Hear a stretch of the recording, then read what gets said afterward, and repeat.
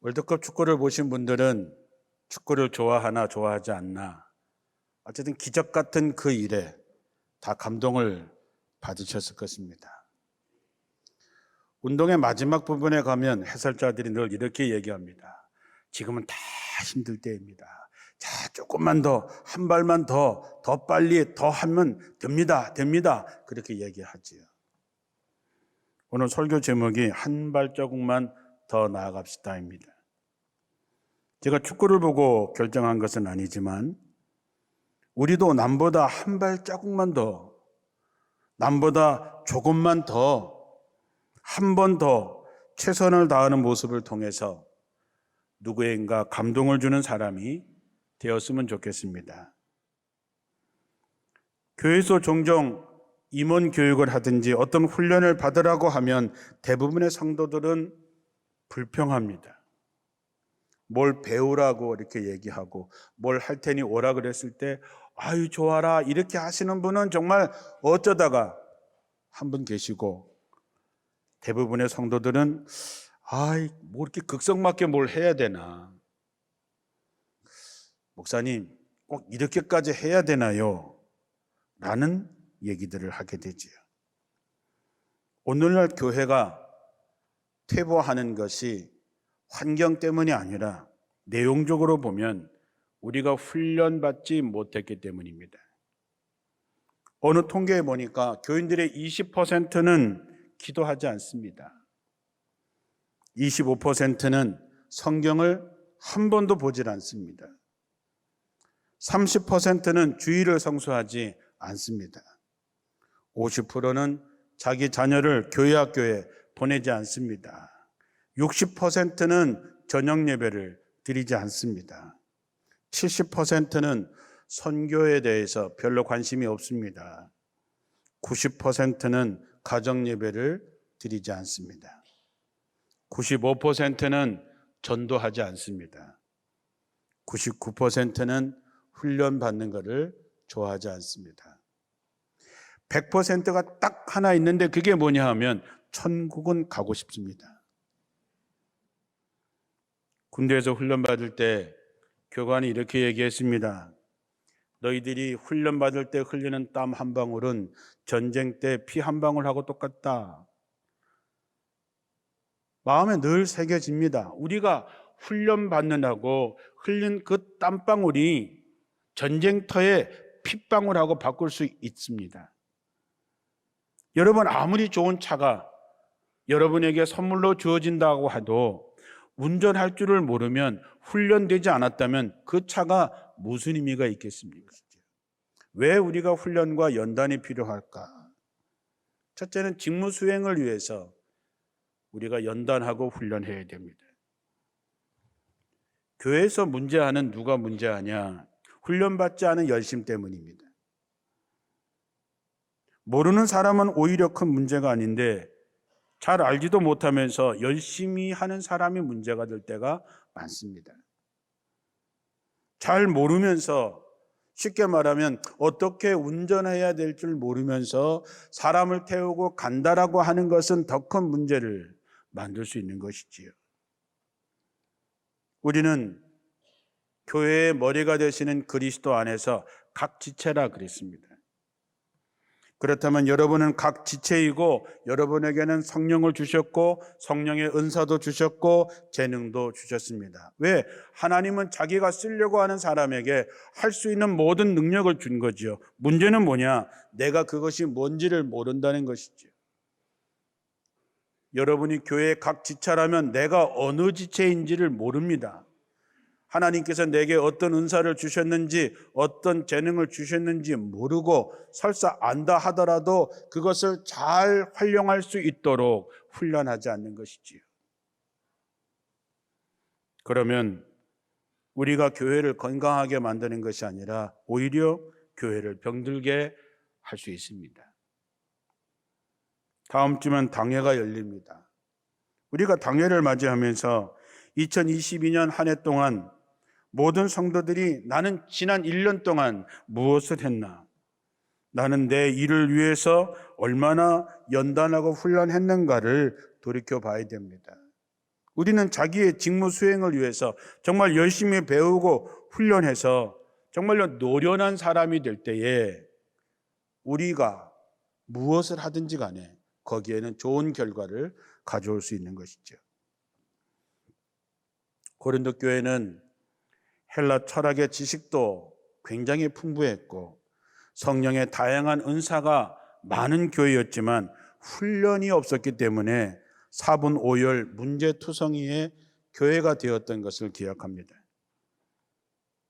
모든 성도들이 자신에게 주어진 은사, 자신에게 주어진 소명을 잘 훈련해서 하나님의 나라가 확장되는데 쓰이기 위해서 여러분 훈련을 게을리하지 않게 되시기를 주님의 이름으로 축원합니다. 또한 귀하게 쓰이기 위해서는 바르게 올바르게 성장해야 됩니다. 야산에서 막 자란 소나무와 잘 다듬어 가꾸어진 소나무는 다릅니다. 땔감이 아니라 제목으로 쓰이는 나무가 돼야지요. 멋대로 자라면 제목으로 쓸 수 없습니다. 잘 길러져야 가치가 있는 것이죠. 여러분의 가정이나 교회가 건강하게 성장하기 위해서는 우리들이 잘 훈련되어서 제목으로 활용되어야 되는 것입니다. 30년 전에 제 친구가 목회하던 저 단강 시골 교회에 서울에서 음악하시는 분들이 와서 음악회를 열어주어서 다녀온 기억이 있습니다. 동네 사람들도 오시고 조그만 아이들도 있고 아주 작은 음악회이죠. 바이올린을 연주하는 분이 바이올린으로 찬송가를 연주한 다음에 거기 있는 분들에게 물었습니다. 여러분, 이 바이올린이 얼마나 할까요?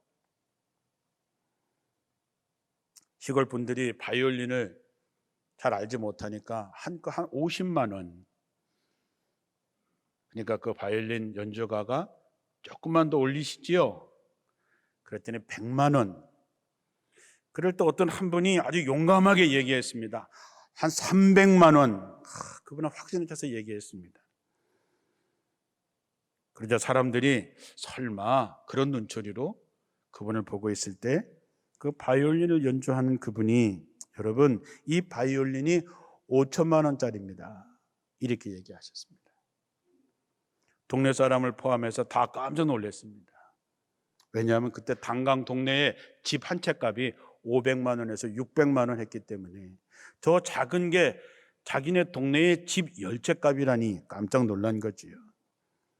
그때 그 바이올린을 연주하던 분이 앞에 있는 교회학교 아이들에게 이렇게 얘기했습니다. 여러분, 이 바이올린이 불쏘시개로 쓰면 아무것도 아니지만 이렇게 바이올린으로 만들어져서 연주하게 되면 참으로 귀한 것이 됩니다.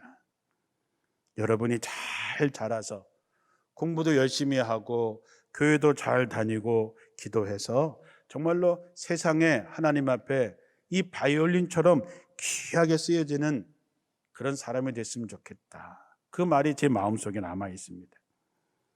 하나님은 우리가 잘 자라기를 원하십니다. 제목으로 잘 자라기를 원하시죠. 하나님 나라를 위해서 귀하게 쓰임받기를 원하십니다. 그렇다면 우리가 그렇게 하기 위해서 사도 바울의 고백처럼 날마다 자기를 쳐서 복종시키는 훈련도 하고 순종하는 훈련도 하고 기도하는 훈련, 모든 훈련을 해야지만이 우리가 하나님 앞에 쓰임받는 귀한 사람이 될 수 있는 것이죠. 세 번째는 목사님의 동역자가 되기 위해서 훈련해야 됩니다. 세상에서 가장 아름다운 이름 동역자입니다. 갱그레아 교회의 베베 집사님, 브리스길라와 아굴라 부부를 얘기하면서 사도 바울은 저들은 나의 동역자다. 저들이 있기 때문에 내가 있고 내가 있기 때문에 오늘날의 교회가 있는 것이다 라고 얘기를 합니다. 여러분은 저의 동역자이십니까? 왜 또 가만히 계십니까? 동역자 맞아요. 여러분이 교회에 나와서 이렇게 앉아 계신 게 동역자예요. 저녁에 오시면 진짜 동역자예요. 여러분, 뭔가 크게 엄청난 것이 아니라 여러분이 저를 위해서 기도하는 거 다 압니다. 그게 동역이죠.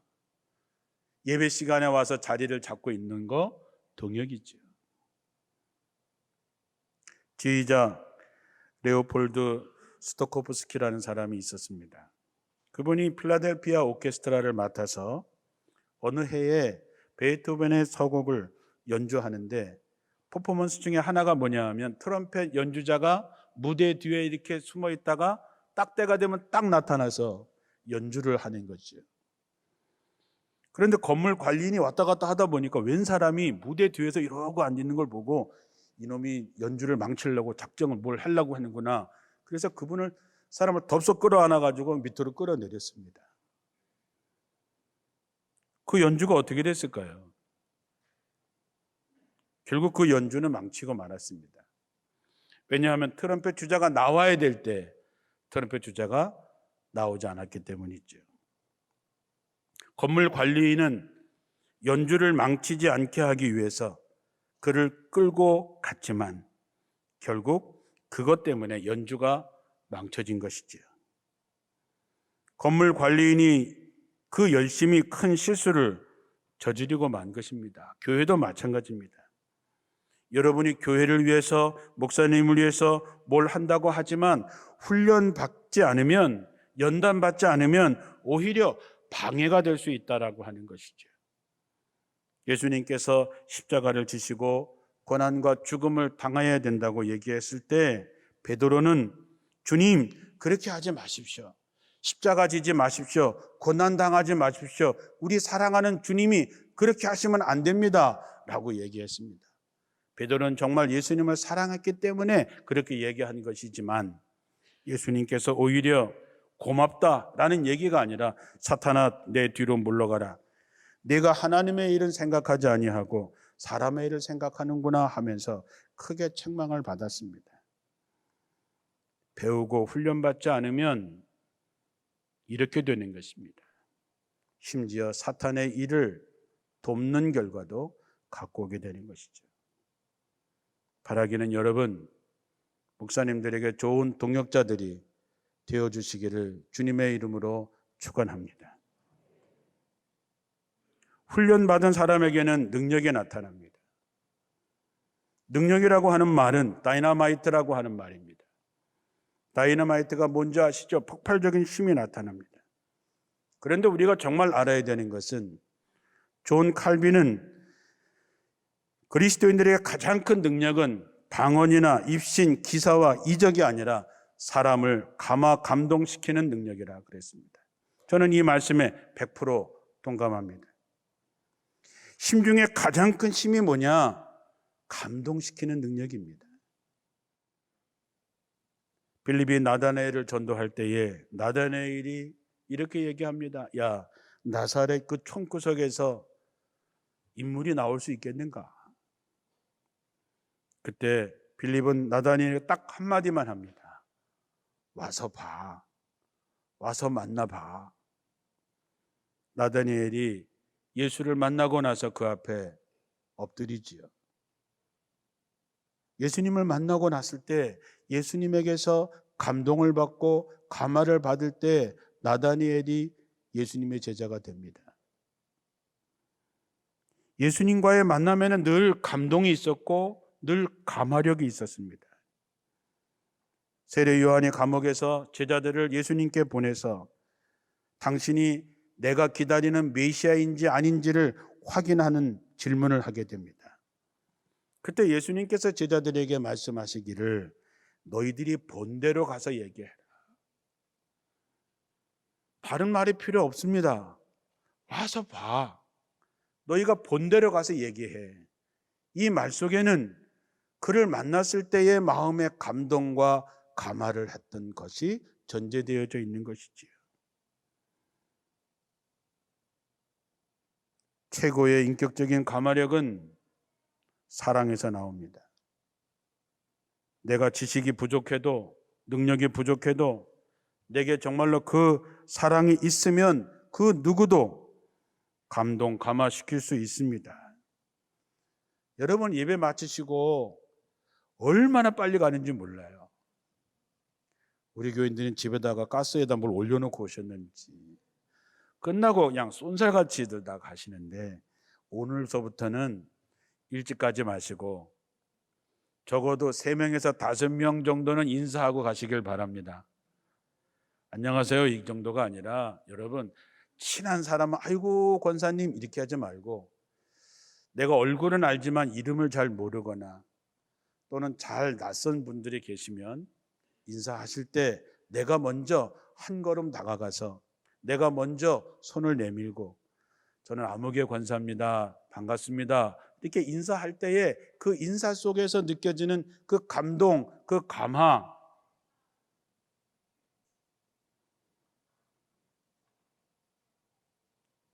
내가 남에게 대접을 받기 전에 내가 먼저 대접하는 가운데 사람의 감동을 시킬 수 있는 그런 여러분들이 되시기를 주님의 이름으로 축원합니다.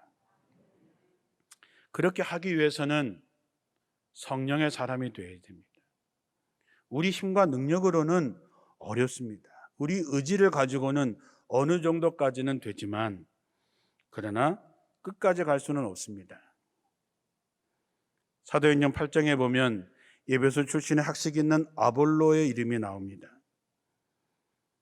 그는 참 훌륭한 인품을 가지고 있었고 그는 지식으로 잘 가르치는 훌륭한 교사였습니다. 그렇지만 성령을 몰랐습니다. 세례 요한의 세례만 알았지 성령 세례를 알지 못했습니다. 사도 바울이 그곳에 가서 교우들에게 물었습니다. 너희들이 믿을 때에 성령을 받았느냐? 교인들이 성령이 뭔지 모른다 그랬습니다. 맞죠? 지도자인 아볼로가 성령에 대해서 알지 못하니까 그 교회 성도들이 성령에 대해서 알 수가 없죠. 성경의 지식도 훌륭하고 인품도 훌륭하지만 성령을 알지 못했습니다. 그래서 사도 바울이 그들에게 안수할 때에 성령을 체험하게 됩니다. 그러자 에베소 교회는 풍부한 지식에다가 인품에다가 성령이 역사하자 놀라운 부흥의 역사를 이루게 됩니다. 스가랴서 말씀에 힘으로도 능으로도 안 되나 오직 성령으로 된다고 말합니다. 주님의 일도 가슴이 뜨거워야 하는 것이고 성령의 체험이 있어야 확신을 갖고 일하는 것 아니겠습니까? 미국의 유명한 복음 전도자 무디 목사님은 성령 충만한 복음 사역을 하셨던 분입니다.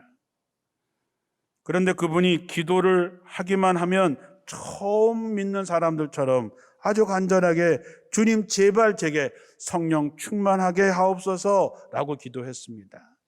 제자들이 이상해서 물었죠. 아니 목사님 성령 충만 받지 못했습니까? 아니 성령 사역을 하시는 분이 왜 이러십니까? 그랬더니 목사님께서 말씀하십니다. 성령 충만 받지만 나는 깨진 쪽박 같아서 날마다 받아야 한다네. 저는 그 말이 마음에 많이 남습니다. 우리도 성령 충만하지요. 성령 충만할 때가 있었지요. 그러나 우리는 깨진 쪽박 같아서 금방 새 나가버리고 말기에 매일매일 성령 충만을 위해서 기도해야 되고 그것을 위해서 우리는 노력해야 되는 것이지요. 마지막으로 우리에게 훈련을 통해서 확신을 가져야 됩니다. 운동선수는 자기를 그렇게 훈련하는 이유는 뭐냐 하면 이길 수 있다라고 하는 자신이 생길 때까지 하는 것입니다. 여러분 자신감이 있어야 싸워서 이기지 주눅 들어가져 가서는 이길 수가 없는 것이지요.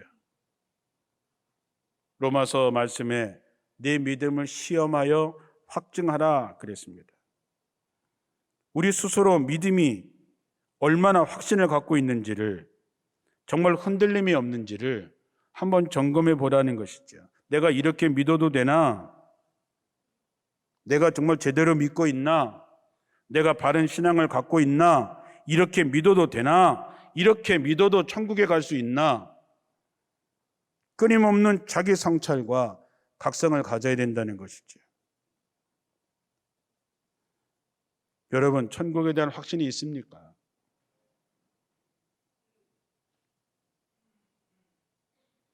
예전에 영국에서 미국 오라가는 배를 타고 가는데 풍랑을 만났습니다. 사람들은 우왕좌왕하고 울고불고 난리가 났는데 한 할머니가 조용히 객실에서 찬송을 부르고 계셨습니다. 사람들이 물었어요. 아니, 지금 죽고 사는 이 판에 왜 이렇게 평온하게 찬송을 부르십니까? 그 할머니께서 말씀하시기를, 혹시 배가 깨져서 죽으면 천국에 먼저 가 있는 큰딸을 만나서 좋고, 다행히 살면 미국에 있는 둘째 딸을 만나서 좋고, 그러니 무엇이 걱정이요? 무섭기는커녕 이래도 좋고 저래도 좋다고 계속해서 찬송을 하시더라는 것이지요. 사랑하는 성도 여러분, 이런 구원의 확신이 있습니까? 또 하나는 여러분에게 주어진 소명의 확신이 있어야 됩니다. 내가 왜 살아있는지, 내가 왜 이곳에 있는지, 내가 무엇을 해야 되는지, 내가 어디에 쓰임을 받아야 하는지에 대한 소명에 대한 확신이 있어야 된다고 하는 것이죠. 요한복음 15장 16절에 네가 나를 택한 것이 아니라 내가 너를 택했다 얘기합니다. 우리는 내가 뭔가를 해서 내가 여기까지 오고 내가 뭔가를 해서 내가 여기까지 한다라고 생각하지만 성경은 그렇게 얘기하지 않습니다. 하나님이 우리를 택한 것입니다. 하나님이 우리를 부르신 것입니다. 하나님이 우리에게 직분을 주신 것입니다. 할 수 있는 건강도 하나님께서 주신 것입니다. 이러한 소명의 의식이 분명하지 않으면 우리는 건강하게 성장할 수 없지요. 소명의 확신은 어디서 옵니까? 확신이 있어야 일하는 것이 아니라 일하면 확신이 생깁니다. 일을 해봐야 하나님이 살아계시는구나 확신하게 되지요. 하나님이 나를 도우시는구나 확신하게 되지요. 사도 바울은 빌립보서 3장에 예수 그리스도를 위해서 자기는 자기의 모든 걸 다 버렸다 그랬습니다. 소명이 무엇인지 아는 사람, 자기가 왜 여기 있는지 아는 사람은 나머지는 다 버릴 수 있습니다. 그는 내가 형제 고륙 친척을 위해서라면, 그들의 구원을 위해서라면 자신은 저주받아도 좋다라고 얘기합니다. 영혼 구원에 관한 뜨거운 가슴을 그는 가지고 있었던 것이지요. 사랑하는 성도 여러분, 우리에게 시간이 얼마나 있을까요? 시간 보장이라고 하는 것은 우리에게 그 누구에게도 보장되는 게 없습니다. 어떻게 하나님께서 심판하실지, 언제 데려가실지 모릅니다. 그래서 우리는 지금 우리에게 주어진 소명과 우리에게 주어진 일을 위해서 시간을 지체하지 않고 남보다 더 한 발자국이라도 더 먼저 내가 먼저 손을 내밀고 내가 좀 더 애를 써서 하나님의 나라가 확장되는데, 한 영혼을 살리는데 정말 여러분들이 귀하게 쓰임받기를 주님의 이름으로 축원합니다. 힘들고 바쁘셔도 한 걸음만 더, 힘들고 어려워도 조금만 더, 우리가 함께 모이자 그러면 힘들어도 한 걸음 더, 뭐든지 남보다 한 걸음 더 나가는 가운데 여러분이 하나님 나라에 보배같이 쓰임받는 성도들, 그런 우리 교회가 되기를 주님의 이름으로 축원합니다.